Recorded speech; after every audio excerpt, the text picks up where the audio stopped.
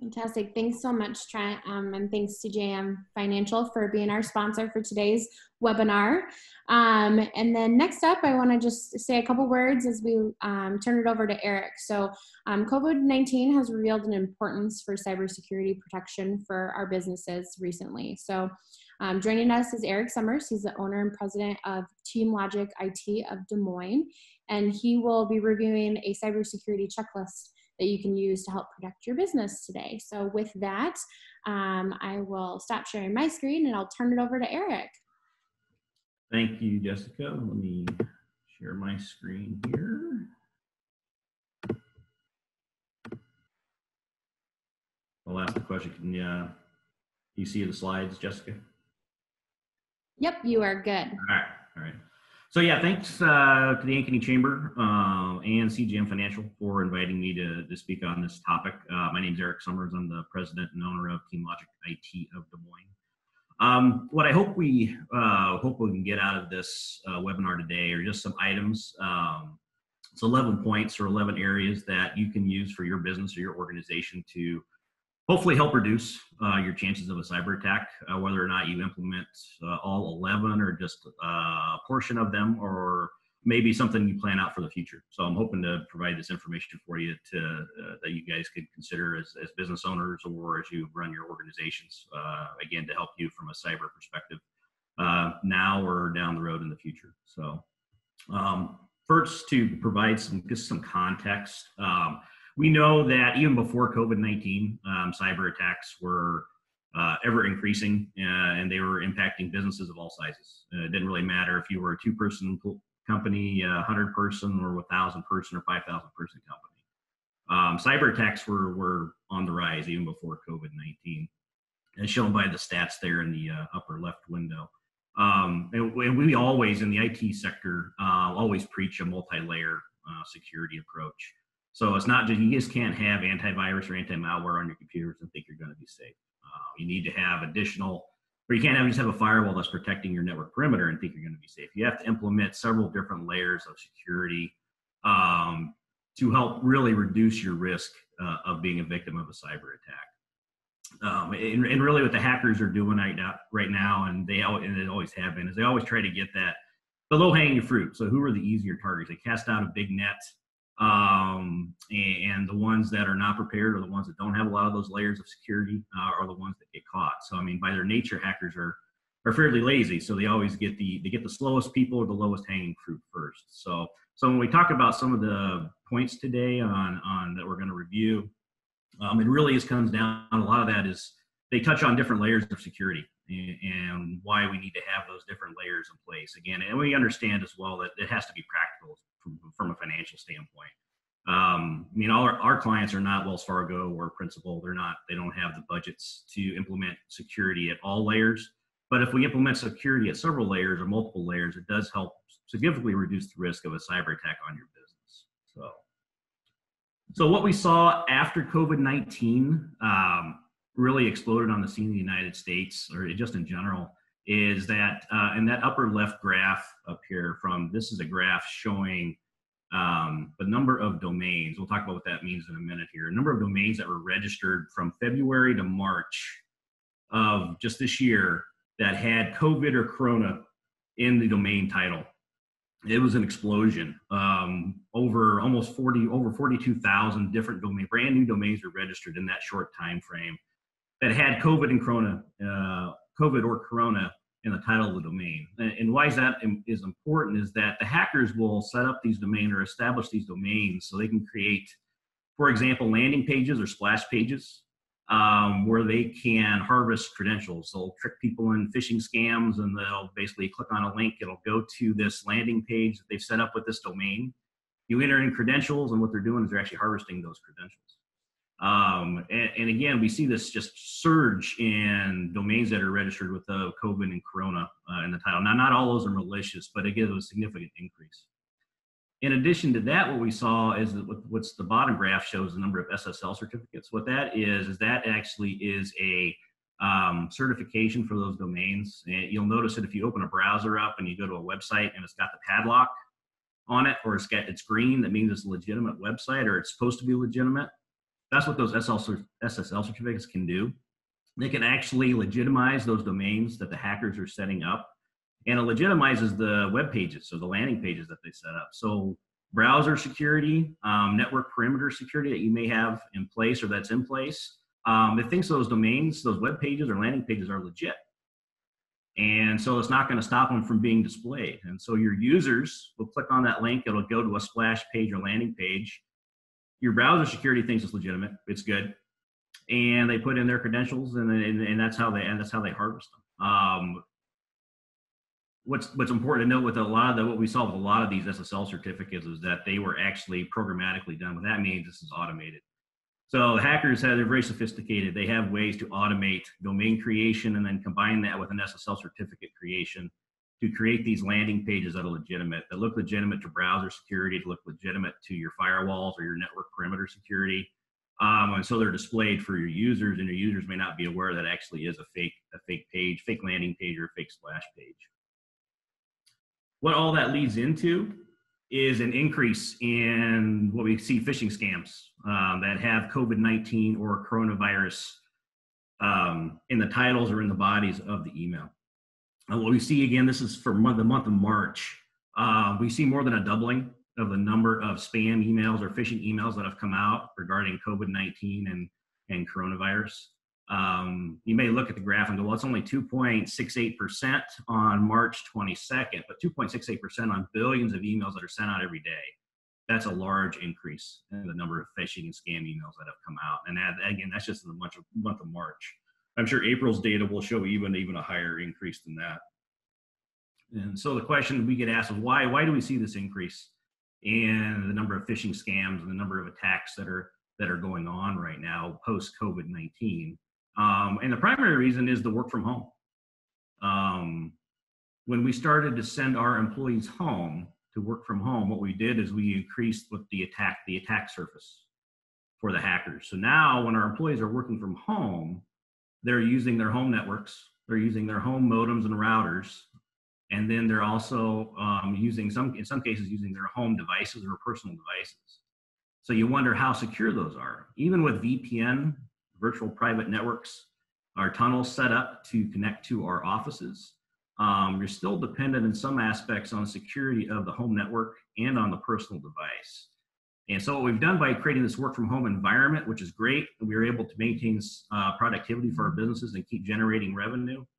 We've actually increased the attack surface for the hackers. And as they say, don't let any opportunity go unspoiled. And they see this as a big opportunity for them to be able to generate revenue on their own through the phishing scams and the attacks that we're seeing right now out there.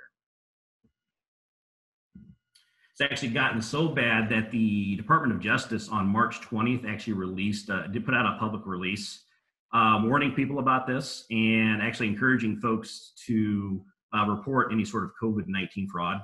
And I'll have this at the end of the slides as well, the hotline and the email address. So if you know of somebody or some organization that's been a victim of COVID-19 fraud, you can reach out to the Department of Justice.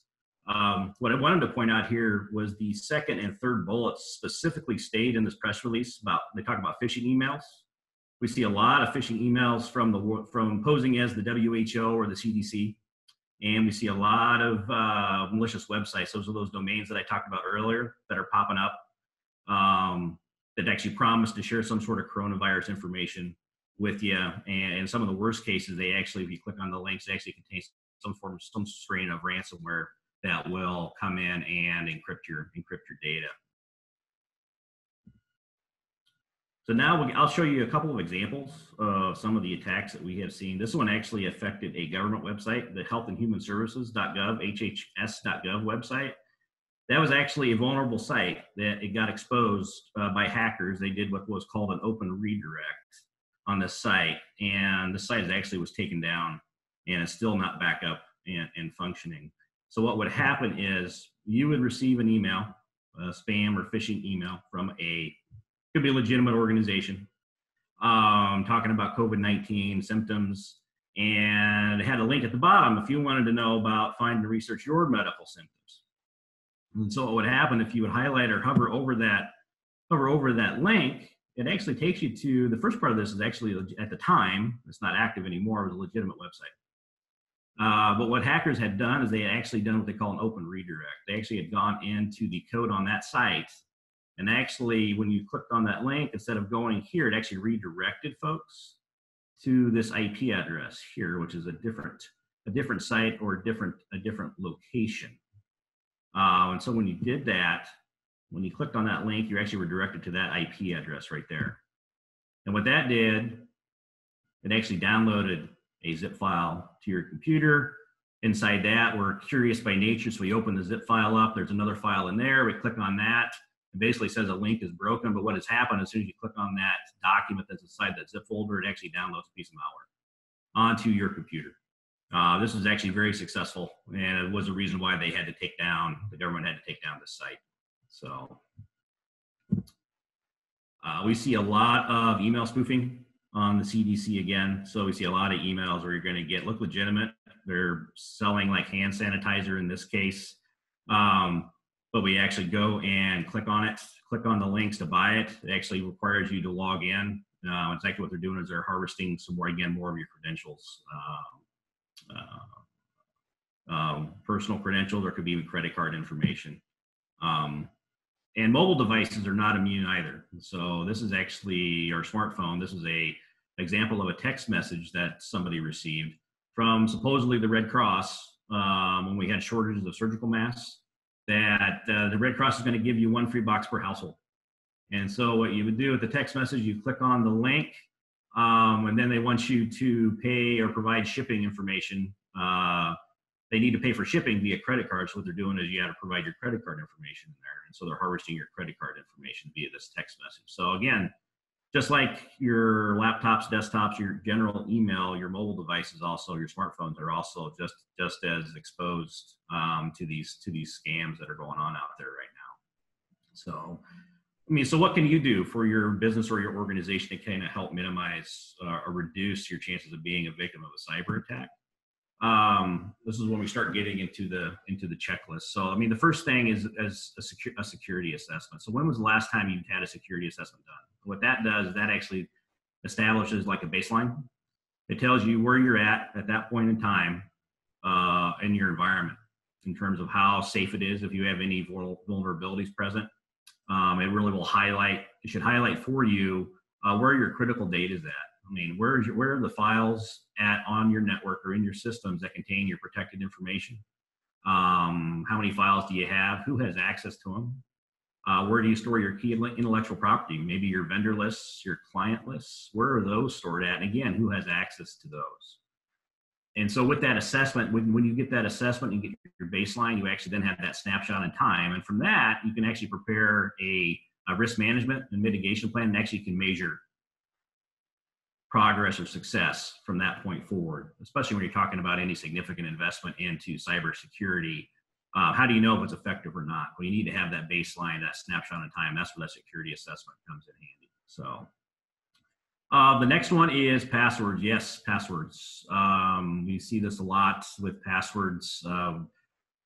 We all have them. None of them. We all have several of them. Well, sometimes we write them down on Post-it notes.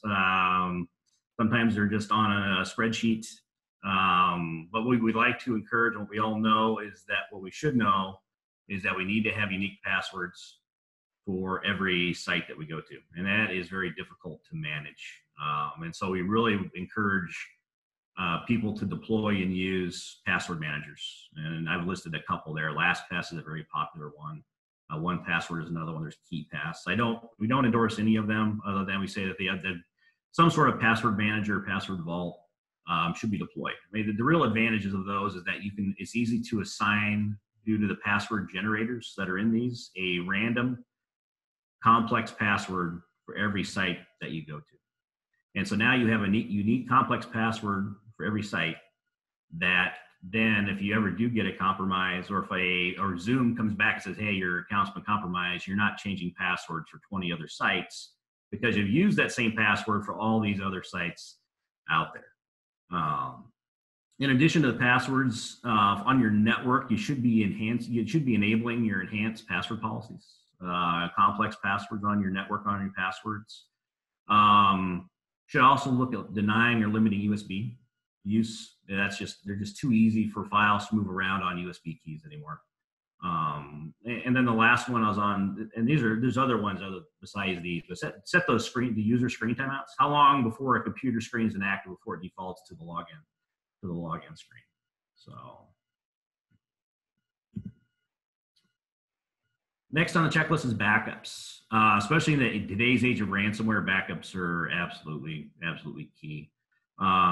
Need to back up your local data that's on your device, your network backups, and then even cloud backups. So we store a lot of data in the cloud anymore, whether it's say Microsoft or Amazon or Google. But if you read the fine print of those agreements of all those three, they don't take any responsibility for your data. If you were to get a virus or that was to get into your cloud backups or your cloud data, Microsoft, Google, and Amazon can shut off your access until that's been remediated. And then it's up to you to remediate that. And that's where you need to have those other backups, even other cloud backups, independent third-party backups of your cloud data as well. We see a lot of folks still using USB keys or external hard drives as their sole means of a backup. Again, not recommended, especially if it's not automated. I equate it to the New Year's resolution going to the gym. You know, we have good intentions, and for the first few months, we do our backups with our external hard drives. We have those planned out. We do them, but then we start skipping them. It's like, oh, I'll do it next week. I'll do it the week after that, and then the next thing you know, it's been 4 or 5 months since we've done a backup. And then when you need it most, you find out that you're behind on your data. So we really like to recommend automating backups and really remove the human element from that. And the last item on the backups is really you need to test your backups. The backups don't do you any good if they're no good. So how do you know you're backing up your data, even if it's to the cloud, to like iDrive? How do you know they're good? Have you ever tried to recover data from them? Perform those tests. Test your backups to make sure they're good. Now we can add to this with COVID-19, we can add to actually testing business continuity scenarios. Before we always kind of said, business continuity, yeah, we should have it, but it's not a real high priority. Well, now I think it's become a high priority. What happens if you cannot work or you have to send your entire workforce home and work remote? Or if you cannot access your building anymore due to say a storm or a fire? How do you run your business? How do you do business continuity in those situations to keep your business running? Encryption, a little bit more complex. Data encryption, we should be trying to encrypt our data, either all our files or our critical files, at least at rest or in motion, even on mobile devices. Again, that becomes more of a practical issue because encryption can get complex. It can cause some performance issues. For some industries, though, like healthcare, encryption is actually an absolute requirement. I mean, the HIPAA High-Tech Act requires all your data to be encrypted or you're in violation. So in addition to just data encryption, what about device encryption? So on our PCs, we have something called BitLocker, and on Macs, we have something called FileVault. I should say you have BitLocker on some of the newer PCs. If you have an older PC or older laptop, you may not have this. Same for the Macs. But if you have BitLocker or FileVault, or do you have those enabled? What those do, those actually encrypt the local drives on your machines, and they prevent somebody who, if they were to steal your device, from taking out the hard drive and then plugging the hard drive into a reader and to harvest your data. So it actually does the local or hard drive encryption to prevent theft of your data from somebody just taking out the hard drive from your machine and plugging it into a reader. Security awareness. Trent brought this up earlier in the introduction. Train your people and train them often how to spot phishing scams, fake splash pages, fake landing pages, and then provide that security awareness training for them on a regular basis. If you should have policies and procedures like on internet usage, and what to look for, or how to respond if they do click on a link, because it does happen. And they realize it. What are the policies or procedures you have in place, and how they should respond, or what's their process to respond to when they do notice something that looks funny to them. You know, we from an IT standpoint, it's people, process, and technology. Those are the three pillars that we work under. We can provide the processes and the technologies to protect our clients, but that third pillar, the people, that's one of the real keys there. We need to train our people on how to spot this stuff and to become more aware what's out there, because it really does only takes one click of a link to cause a lot of havoc out there. We'll get to firewalls. We'll come back to firewalls in a minute, but I wanted to show you some examples of why security awareness is so important. What we see here is we actually have an eBay sign-in page, two of them. They look nearly identical, but one of them is real and one of them is a splash page that's being used to harvest credentials. They look pretty close, pretty similar. There's some slight differences in them, but one of them is real and one of them is fake. And if you were just going through this pretty quick, it'd be tough to tell which one is real and which one is fake. Don't use eBay, but what about Facebook? We all use some form, almost all of us use some form of Facebook. So what we have here is a real Facebook login page, and we have a fake Facebook login page. Again, just subtle differences between them, but they are different. And what the fake one is doing, again, it's a splash page to harvest your Facebook account credentials. So that's what they're looking to get there. And unfortunately, it doesn't take somebody with a lot of time that has some sort of HTML coding experience to mock up these fake pages. In fact, I've seen it where they can mock up a fake Facebook page in 5 to 10 minutes that looks almost identical to the real one. It's actually that fast for them to do this.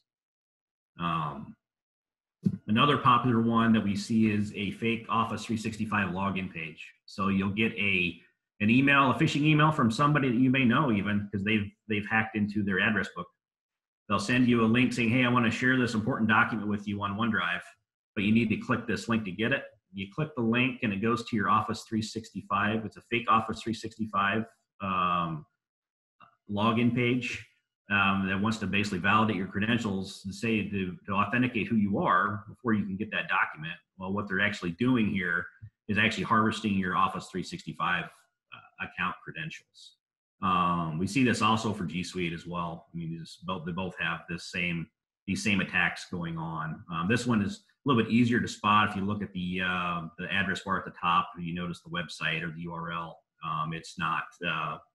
It's pretty obvious that this is a fake landing page. But again, these are very common. I mean, we see these all the time. Sometimes our clients, sometimes they click the link and they enter the credentials and we have to enact remediation steps. And sometimes they get from training, they say, hey, that's not right. And they notify us. That's where security awareness training for your people is just so important and critical. So let's go back to that. So that's security awareness. And then firewall. So firewall, a physical device, or it can be a software device as well. Really to protect your network perimeter. There are, not to get too technical, but there are what's called stateless and stateful firewalls that are out there. We want stateful business class firewalls. Yes, they cost a little bit more, but they can do a lot more from a functionality standpoint. We can actually monitor traffic end to end in your entire network that way. With stateful firewalls, you can also set up VPN tunnels and also encryption. And most business class stateful firewalls will also have the ability to turn on intrusion detection and prevention systems on there. Again, that's another layer, definitely a little more on the technical side and it protects your network perimeter that we encourage all our clients to have on their networks. Even if it's a very simple network, we put some sort of firewall in place. Spam email.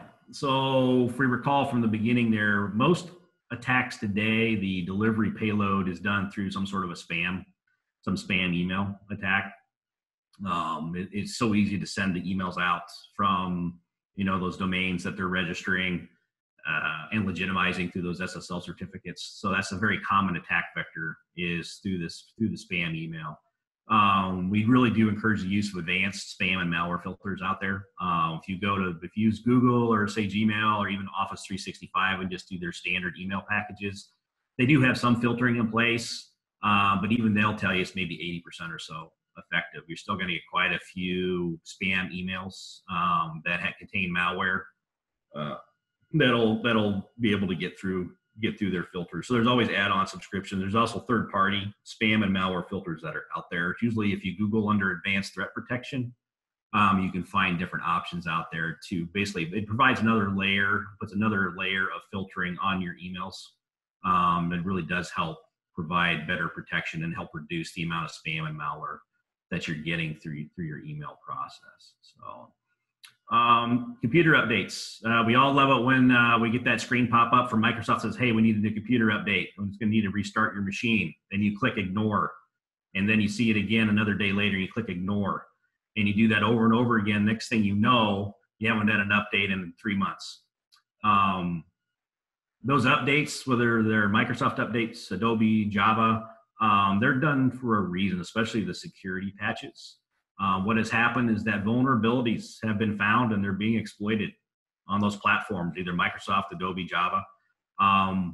They've realized that and they patched it, but you have to deploy those patches to everybody's systems that are out there to be able to better protect them. And that's a continuous process. So these these programs are very complex. They're, tens of thousands of lines of code, and they can't test for every scenario. So that's where these vulnerabilities, that's why you see vulnerabilities on a regular basis being discovered, exploited, and patched. It's almost a game in terms of the way this cycle comes out.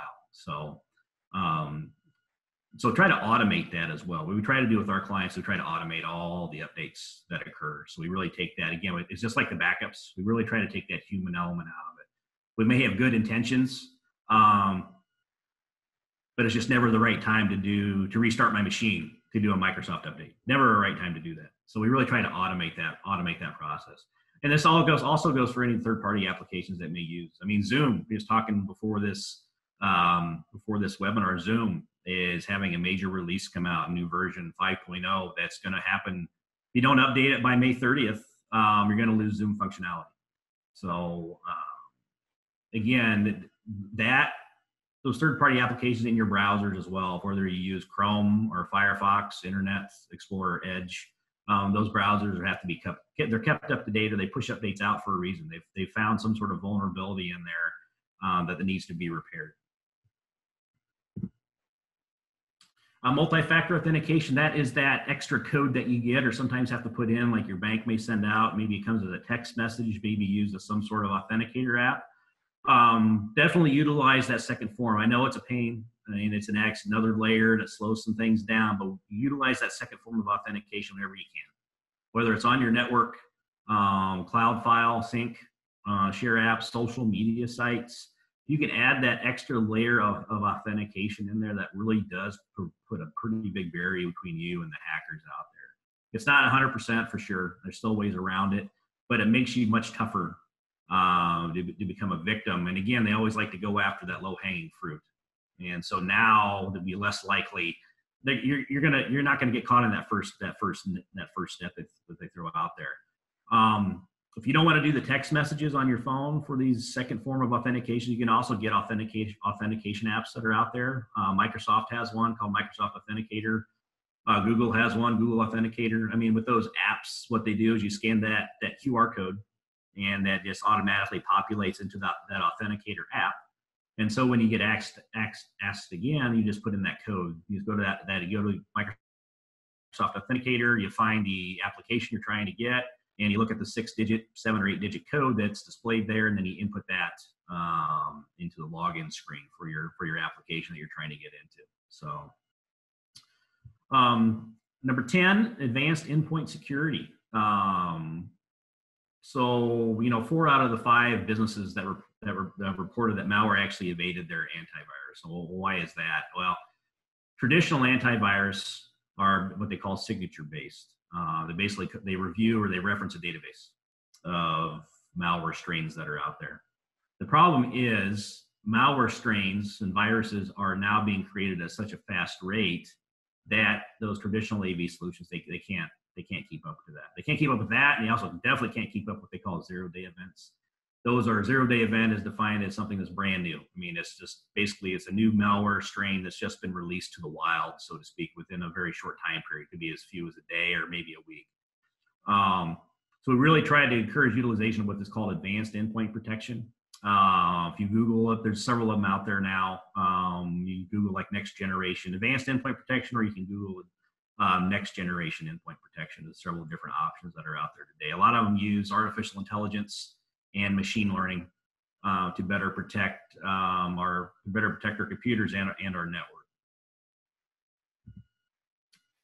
And number 11 on the cybersecurity checklist is dark web research. So dark web itself is a whole different webinar. I mean, you could talk for hours on what the dark web is. But in summary, when you enter in your credentials on those fake splash or landing pages, they're being collected in a database.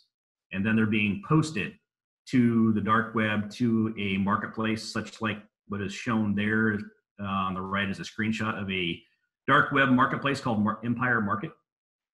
Where they will then sell your credentials for so much per credential to folks out there to do who knows what with it.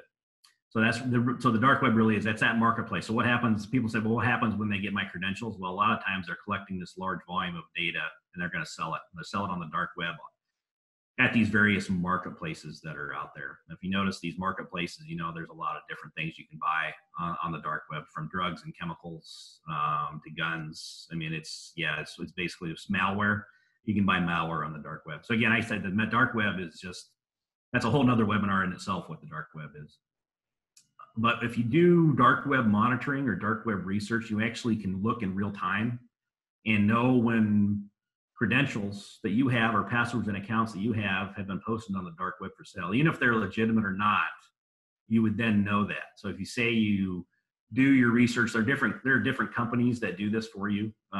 They would notify you if you had a credential that you told them that, or a user account that you said, hey, monitor this on the dark web for the presence of credentials. They would then provide you with those credentials to say this has been posted.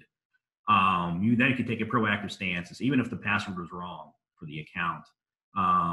You could still be a proactive stance and say, hey, okay, we're going to prevent a data breach in the organization. If it's been posted, it's been compromised somewhere. But if it's been posted, maybe it hasn't been bought or used yet, so you can go in and change those passwords and again prevent a data breach in your organization. And it really is it's about being more proactive in the things that you're doing to help protect your organization or your business.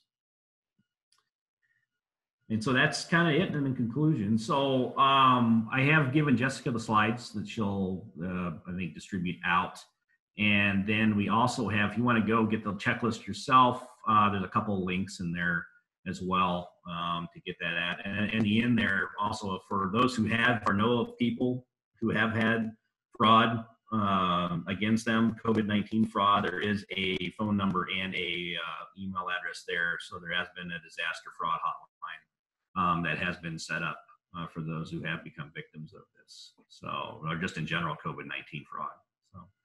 So with that, I will stop sharing my screen, and I guess, Jessica, do we have time for questions? Yeah, we'll give everybody an option. We can open it up for a question or two. We've got a couple minutes to allow that. And I know I saw your email address, Eric, in your slides. So since I'm going to be sending those all out, you can always do follow-up questions too. So I'll give it a second to let people submit a question if they would like.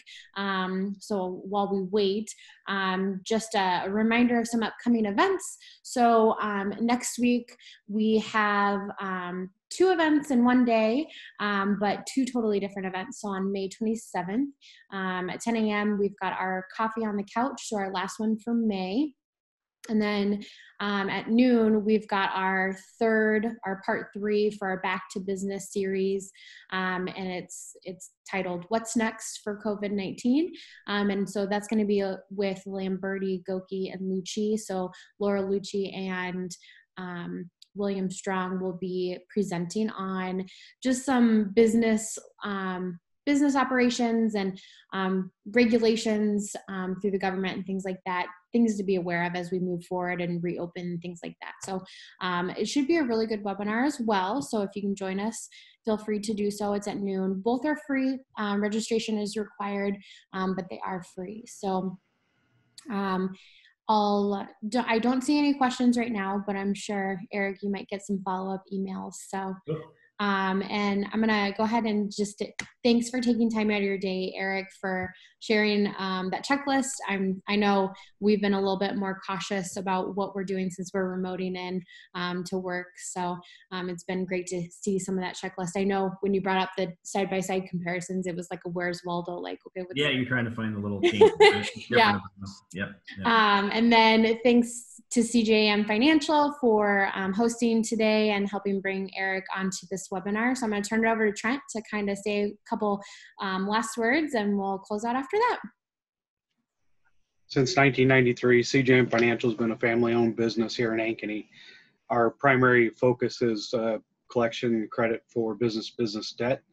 So if you have a service that has been rendered or a product that has been delivered, CJM Financial could step in, buy those receivables, and then act as your credit and collection. Especially during these times, we find out there's a lot of nefarious people that come out. We've been dealing with that for a lot of years, and that's kind of how we protect other businesses, along with TeamLogic, who we use, has been very, very helpful for us. Like I said in the beginning of this webinar, you never want to admit when you've been hit. And a few years back, we did get hit with some ransomware, and Eric and his group was very, very beneficial in helping us. Taught me a long time ago that, you have to train your people because they're your number one protection against these kind of things, and know what to look for. If it says UK at the end of it, maybe don't open that email or that website. Other things that we always forget about, and that Eric has and TeamLogic help us with going into this, we were worried about if you do have let's say a tornado that hits your building and your physical space is no longer there, how do you continue to operate? And when this hit, we were already in the planning with TeamLogic and the things that they were advising us to do as far as staying, two-tier verification. Everybody has a cell phone in our office that they get when they log in, they get a text for their number. So we have different points of protection that TeamLogic has helped us do. So thank you to the Chamber of Commerce, and thank you to Eric and TeamLogic for what you guys do. This is the reason that we have these things, and this is the reason that we have the network and the group of friends in the Ankeny Chamber that we do. So again, thank you so much for helping. Thanks so much, Trent, and thank you to all who joined us today. And we'll have the video up online hopefully by tomorrow. So if you need to recap anything, we'll have that available. So with that, we'll let you get back to your busy days, and thank you guys for joining us. Thank you. Appreciate it. Bye-bye. Bye-bye. Bye.